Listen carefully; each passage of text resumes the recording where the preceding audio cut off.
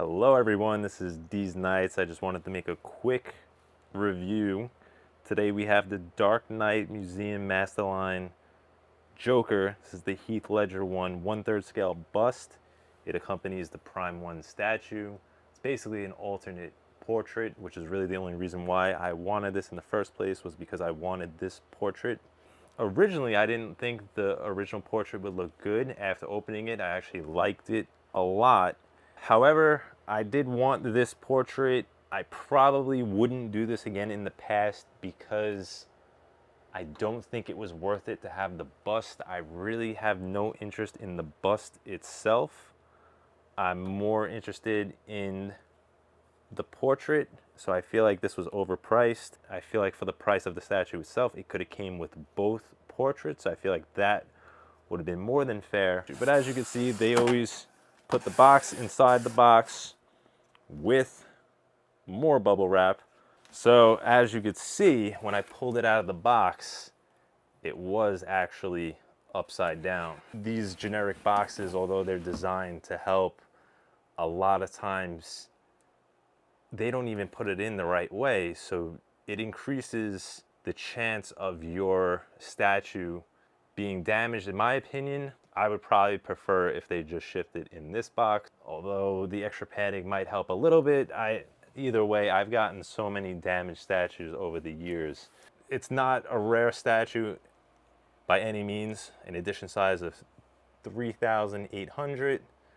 All right, nicely packaged. We got more styrofoam. There's the Joker.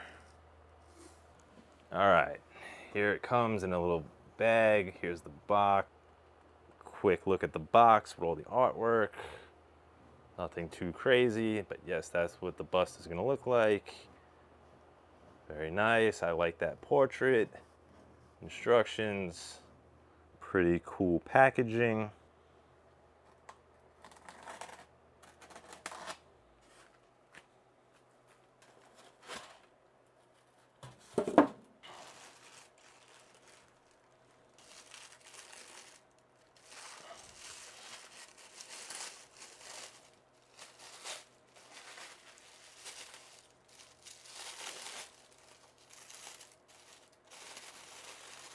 All right, so bust definitely looks really awesome. Let's take a quick look at it. Definitely a really cool looking bust, but it does come with this cool little Joker card. And yeah, there's a little slot right here. It conveniently slides right in, which is a cool little feature. I didn't show it before, doesn't make too much of a difference. The portrait does look pretty awesome. Paintwork and everything. So the issue I had with my other one was paint application on the base, which as you could see slightly, I wouldn't complain about this, but still minor flaw here. As you could see, like I said, I had no interest in the bust itself, although I will say it's pretty awesome. So on Big Bad Toy Store, this sells for $329, basically $330, and they do have $4 flat rate shipping on just about everything. For this bust, I do think that's a pretty fair price at a little expensive, but like I said, I really did not have interest in the bust itself.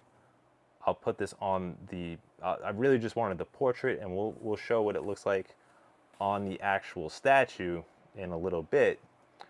But for a bust, I will say that they did do a good job. All right, so let's get a nice close-up of this portrait, which I think looks pretty realistic. I don't think anything is necessarily perfect, but I do think that this is more than acceptable for realism. The hair, I think this is actually, so I like this type of hair. It's like a hybrid between sculpted and rooted. I think it looks great fully rooted probably looks the best of anything, but that's really expensive. It takes a long time to root each piece. This, I think, looks better than just fully sculpted. It's a little bit flexible. As you can see, it's a little flexible. It's a little malleable. You could move it around a little bit. So I do like the hair a lot.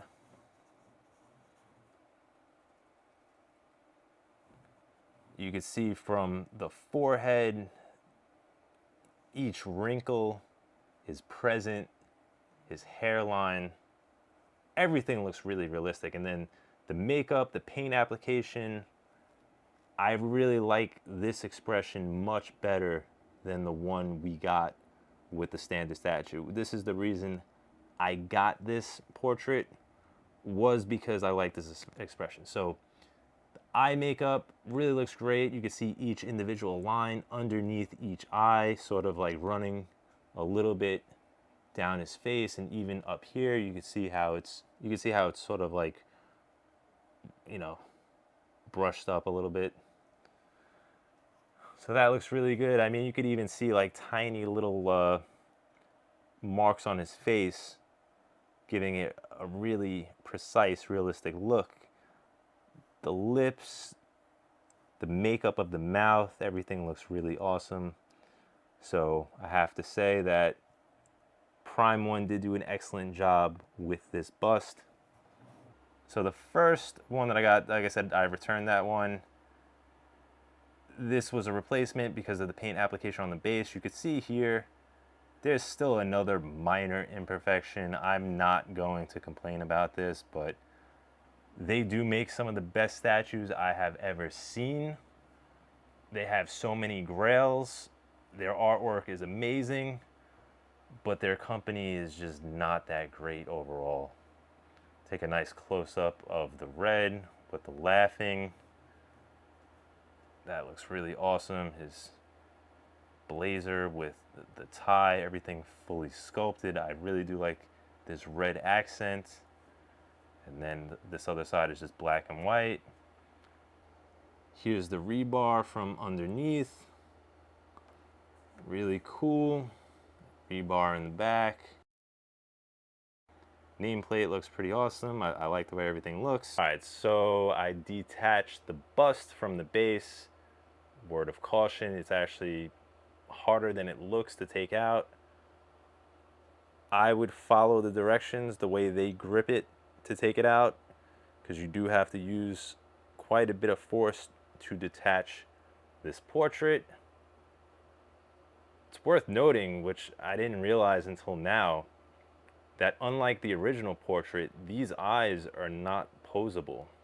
The original one has a knob in the back that allows you to move the eyes from left to right, which is a really cool feature, because the way I have him displayed, he's looking at the playing card. But with this portrait, you don't have that option, which is kind of a letdown. So I figured before I wrap it up, I could do a side-by-side comparison of the two portraits. As you could see, they're both pretty similar.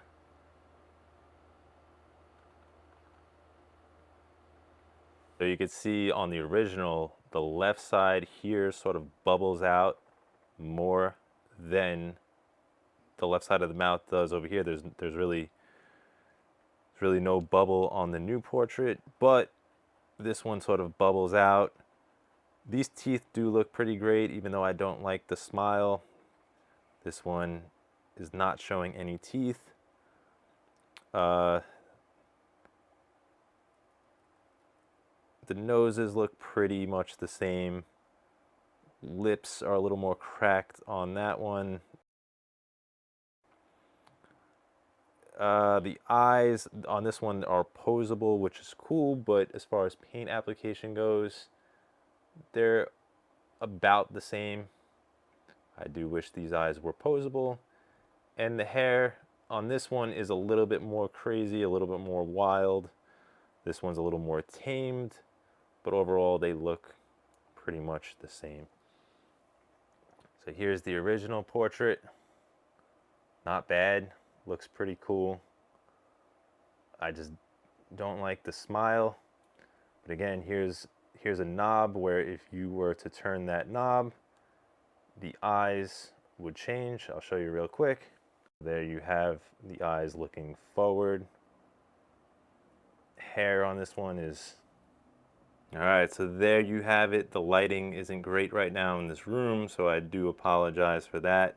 But overall, I am pretty happy with the way this looks. Let me know what you think. Let me know if you think it's worth the money, worth paying $330 for an alternate portrait that I think should have came with the statue in the first place. And the fact that this does not have posable eyes.